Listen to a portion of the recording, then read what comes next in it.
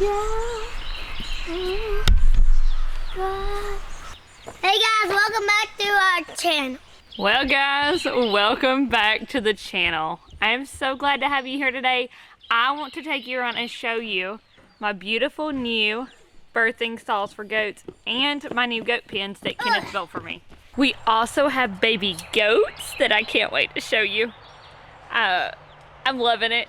I really am. So if you've seen past videos, then you know that we kind of talked about getting out of goats for a bit, and because they weren't working out for us for dairy, then we converted them over to meat goats, and now we're putting in permanent goat structures and hopefully growing our meat goats. So it's a little bit of a bumpy ride. Basically, I converted my dairy goats to meat goats. Now, in all honesty, we are trying to beat the rain out here, so I'm gonna have to be pretty fast in videoing. I haven't gotten a video up recently because we've been having some technical difficulties. This will be the third time I have shot this video. Whew, y'all. A new camera, a new microphone system. It's just not working out for me. I try to go fancy and get a little lapel mic and, you know, be able to focus the audio more to have better quality for y'all. Not technical savvy enough to do that. I don't know. I couldn't figure it out. So 2 videos trashed because the sound quality was disastrous. The third time's the charm, right? We're going back to a tried and true microphone. Actually, it was shoved in the back of my drawer, so I'm not sure why it was there or if it's any good.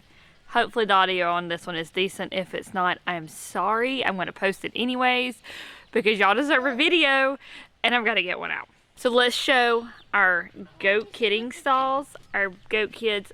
But first we're going to start with our new goat pens. This pen has been here for a little bit. This one is the one that Rosie gave birth to Lily in. And we had May in for a little bit. Then our dog Chance is kind of taking it over. But as you can see, we now have a line, an alleyway that goes down the center that will allow us to transport wheelbarrows through here with hay. We're going to run a water line from our brand new well that we had put in. I'm so excited about that. And that way we can make it easy to water our animals. Our goal is to keep going back with the goat pens and to continue this alleyway on. And then that way we can build multiple pens where we can rotate the goats through them. We had electric fencing. We tried that route. I know people swear by it, but when your property looks like this, because you're trying to clear raw land yourself, electric fencing just doesn't work out too well. It gets caught on everything. And there's no just any itty bitty, like, let me run a weed eater through here to cut down the big stuff, you know, so that we don't get caught on the fence. No, you have to take out snips and cut down little saplings. You have to seriously go in depth and wind your fencing around trees. It's horrible to put up, to take down, to move. We found out we were just not moving it as often as it needed to be because we hated moving it. So permanent structures is the way we're going for now. Also, my goal for the year is to be able to put in a better feeding and watering system so we're not spending hours every day feeding and watering our animals. I want to get it down to feeding and watering maybe 1 to 2 times a week per animal, and then that way we are able to leave the homestead more because we do events where we travel around the country. We want to take vacations, things like that. So we need to be able to get off the homestead, and paying somebody to come over every single day and do hours and hours of work, it's just not always feasible. We can't find anybody willing to do it. But if I can set them up so that they have systems in place and all they have to do is stop by and check on our animals, maybe top off a system or 2, that will work out much better. So that is where we're moving towards, and these permanent structures have helped out big time with that. One way we're doing that is by installing bigger hay feeders. This is one Kenneth built out of an IBC tote. He literally cut the metal sides off and angled them inwards and then reattached them. I'll show you a closer up look here in just a second.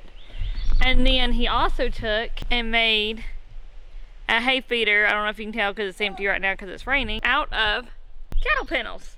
So it's got a side, it's got a piece that angles down, and the hay just sits inside the hay feeder. This hay feeder is big enough to hold like 2 or 3 bales of the square bales of hay. Like, it's huge. So it does really well. And this one coupled with the other one, great. This one over here is built out of the large IBC totes, so it probably holds an entire bale by itself. So to have the ability to throw out 3 or 4 square bales of hay, which we buy a round bale, so we just shove them full with that. It just changes everything, makes things so much easier. This over here is actually Aries' buck pen. He's currently in the bigger pen right now just because all the girls are in kidding stalls, and that gives him a little bit more space to play around. I'm gonna show you his hay feeder in here. So this is just a smaller hay feeder versus the one we have in the bigger pen. So he cut some side panels out of cattle panels, and it's on each side, that way the goats can't climb up into the hay feeder. And then the front of it is just a slanted cattle panel that we can just fill this hole full of hay. Kenneth's just got some scrap roofing set over the top to keep the rain off of it. And the goats tend to lay down here, so they do waste some hay and then they lay on it for bedding. But this really has limited our hay wastage. But y'all, if you got ruminant animals, you know they're gonna waste hay. It's a fact of life. They're gonna eat the best parts out of it and leave the rest behind, and that's okay. We're fine with that. What we do is we scrape up all the wasted hay and we give it to the chickens. So they compost it down, and then in the fall we will scrape out their chicken pen, take all that compost, put it on garden beds, let it set over the winter, and it's ready to go for spring planting. So we don't think of it as wasted hay. It's just needs to go and be reworked in the system, and that's fine. But as you can see, I'm standing on scattered hay from where they will pull it out and lay in it. We've been using IBC totes as goat houses. That is nothing new around here. I actually have a video on us building one. I think that one we built, and then this one we added on later. It'll continue to be our preferred way to house our goats. They're cheap, they're easy to make, they're waterproof, they're easy to clean out. We can move them all around if we need to. You would think they would get hot. I know people were worried about them being like a greenhouse effect and holding in heat, but with this big door cut into it, it doesn't hold in heat, and with it being white, it actually reflects the sun instead of attracting the sun, and so they really do like to hang out in those on like hot, sunny days where there's little shade out here, because we're in South Carolina and the summers here can be very hot, humid, and miserable. And these are their preferred hangout spots on those hot, sunny days. I need to back up.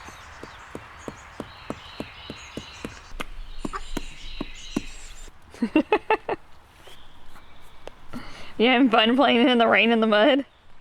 Yeah. Yeah. A wet, smelly butt goat. It does not smell good in here, but I'm going to go in here for y'all to show y'all this IBC tote hay feeder that Kenneth made, because I posted about it on Facebook, I think. And I had comments wanting to know how it was done. So I'm going to deal with a wet, smelly buck goat, Aries, who's probably going to make me smell like a buck. And I'm going to get y'all these videos. He wants animal crackers. That's what he's waiting at the gate for. He wants an animal cracker. About a year or two ago, we bought a goat from a lady, and she showed us that she uses animal crackers as treats to train her goats. And Mr. Aries down here was not very friendly or wanting to come up to us. So we trained him with animal crackers. So now he thinks every time he sees us that we got animal crackers. So this IBC tote hay feeder. These are the side panels that normally go right here. This bottom is actually the bottom part already. Kenneth just cut it and then attached it at the bottom so they weren't stepping on metal. And then he cut along the bottom and pushed both sides inwards and attached them at the bottom. This top is just setting on there, and it keeps the rain out. Now, the only problem we've had with it is the goats like to lay in it because they're lazy bums, and so they will lay here at the bottom and just reach their heads up and eat while laying down. Especially at the end of their pregnancies, because they were fat and lazy and pregnant, and nobody wants to stand to eat at that point. So they just laid in the bottom and just looked up and ate like that. It was pretty funny. This is great for like 1 to 2 goats, and it works great for Aries. That's why we don't have the other one filled, since he's the only goat in here right now. This other hay feeder is, put your arms out. Reach the end of the hay feeder. It's a Megan and a Declan wide. Oh, and we're stretching tight to fit it. It's pretty big. I'm locked up. You're locked up. And it comes to about Declan's head. Right here's the top of the hay feeder. And it's about this wide. So I can just reach the outside panel and I've got it touching.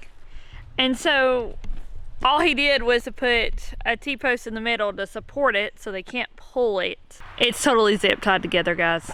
Nothing fancy. It is literally just zip tied together. It was a great way to use up some cattle panel scraps though, because we had some from our goat birthing stalls Kenneth built me.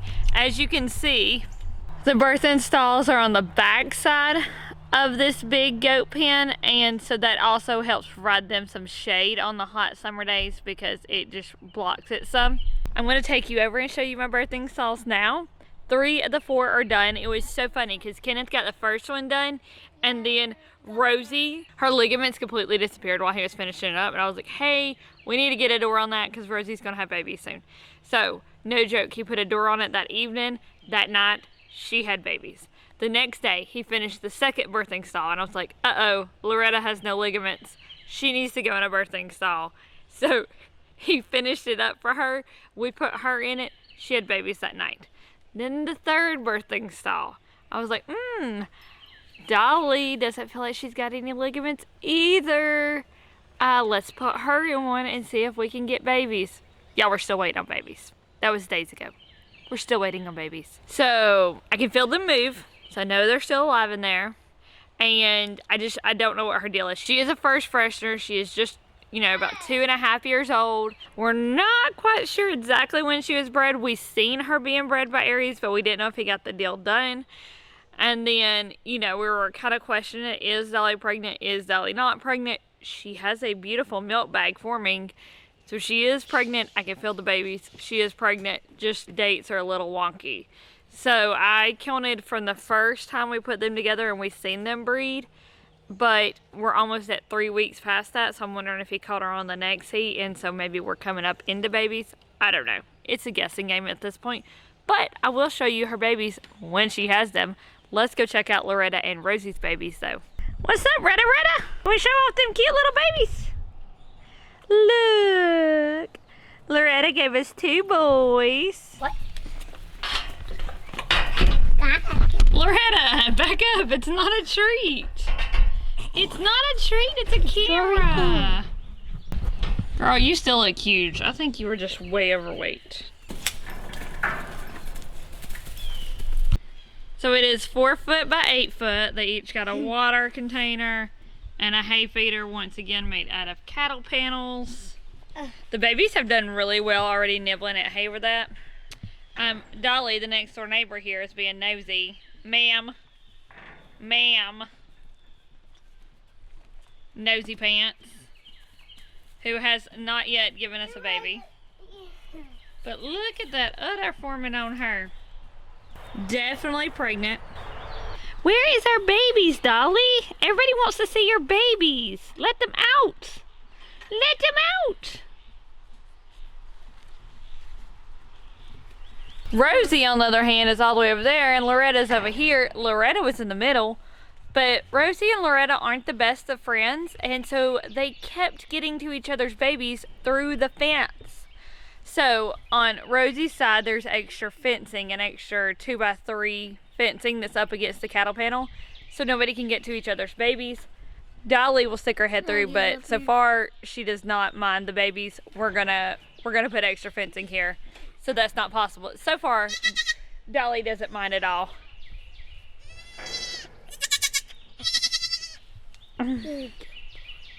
What are we raising these boy goats for? To eat. To eat. They're meat goats, right? Yep. Declan is trying to talk me into keeping Rosie's little doeling because he knows the bucklings are not staying. They are going to be for meat. Yes. Yes, you. Even though you're so cute. I'm sorry.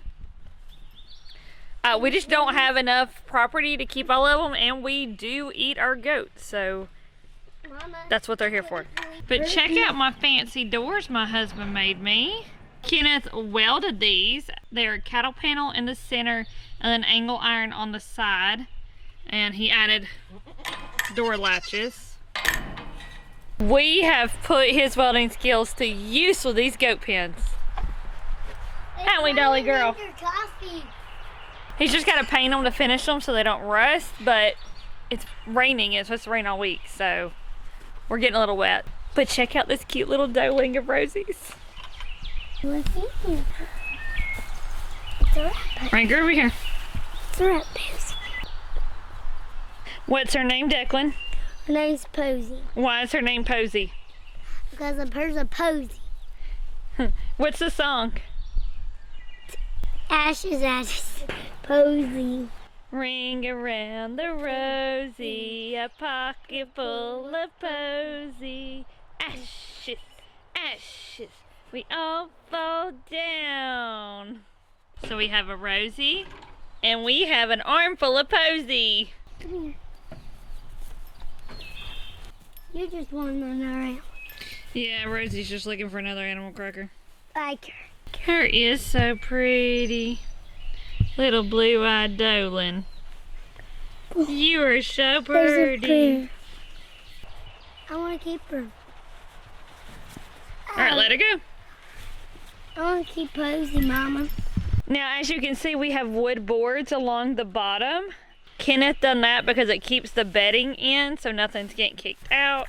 It also helps keep the babies in so they're not escape artists. And then this fourth goat birthing stall is not done, but it will be done for next year. Okay, well, it's really raining now, so we're gonna have to finish this up, but it is a super tall structure. We're about 12 feet tall.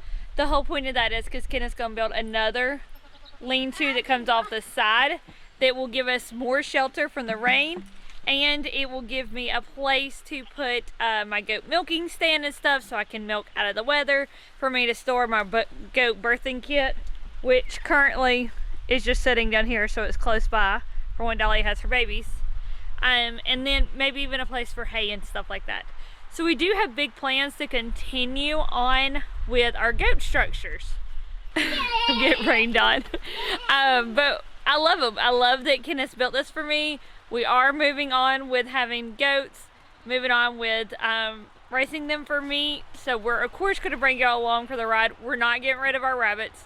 I will make the next video about them, I promise. But it's goat kidding season and stuff, so I just wanted to show y'all what we're doing. Yes, we have cattle panels. Yes, they were incredibly expensive to do the whole structure out of cattle panels, but they're solid. And so far, we've had no goat escape artists out of them except for the babies. Which is the best thing about goats and fencing, because if there's a will, there's a way. Goats are going to get out. But that's all we have for you today, friends. So until next time, bye. We will see you later. I gotta go in my car.